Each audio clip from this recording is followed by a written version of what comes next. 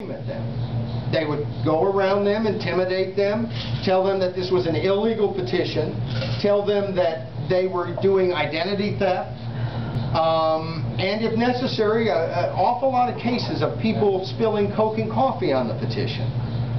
People going into stores and telling the manager that the petitioner had cursed at them, and then admitting later online in a public employee forum that they had lied. These are the tactics of the folks who wanted to oppose this petition. At one point, my job was, I was working for a group called Americans for Limited Government at that time, and my job was to kind of monitor these petition drives. So I said, geez, this doesn't look good. You're going to need a lot more people to overcome these blocking efforts. And one of the things they checked were, what were the rules for people who carried signatures? Now, in most states, it used to be, now they're trying to change this to make it tougher and tougher to use the initiative, but it used to be that most states, anybody could collect signatures, just like anybody could be a campaign manager. They don't have to live, in that state. Anybody can run your ad campaign. Anybody can be your pollster. But when it comes to something that the politicians don't use, that's only used against them, such as the initiative process, petitioners have to be residents of that state. Oklahoma had such a law.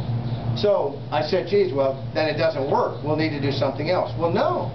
Turns out that in Oklahoma, they have a thing called no durational residency, which means that anybody can come to the state, move to the state, declare themselves a resident, and immediately, they don't have to wait 30 days or 60 days like it is in many states to become a resident. I asked the petition company, have you checked with state officials? Yes, indeed, they had checked with state officials, and state officials said absolutely. Someone comes to the state, declares themselves a resident, they can petition day one. Do they have to stay some period of time? Well, no, of course not. In America, you can't be forced to stay in a state you don't want to. That's interesting. We looked at court precedents. The court had never really addressed it, but the only signatures that had ever been thrown out were signatures of people who had written an out-of-state address. As long as they wrote an address that was in the state, declaring themselves a state resident, those signatures counted. Wow, great. Well, let's go. If someone wants to move them, we'll take them. Well, these petitions were paying enough money that a number of people moved in. Now, I should give you a little bit of perspective. In the end, 300,000 signatures were gathered in 90 days. In Oklahoma, that's quite a few folks. Over 1,200 people collected signatures.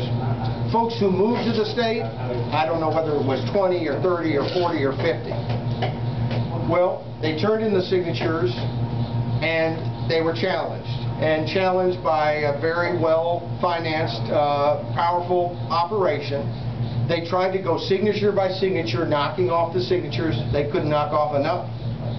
Then they challenged these circulators, a number of them, saying that they weren't residents of the state. They didn't fit the definition, which of course the definition of a resident under Oklahoma law is a bona fide resident. Now, how that defines resident, who knows? There really was no solid definition of what a resident was. Well, it turns out, to make a long story short, that the Supreme Court came back in this case and said, you're not a resident of Oklahoma unless you intend to permanently reside in the state. Now, think just a second of what that means. That means that if you're a student for 4 years in Oklahoma, you can't vote during those 4 years, not in Oklahoma.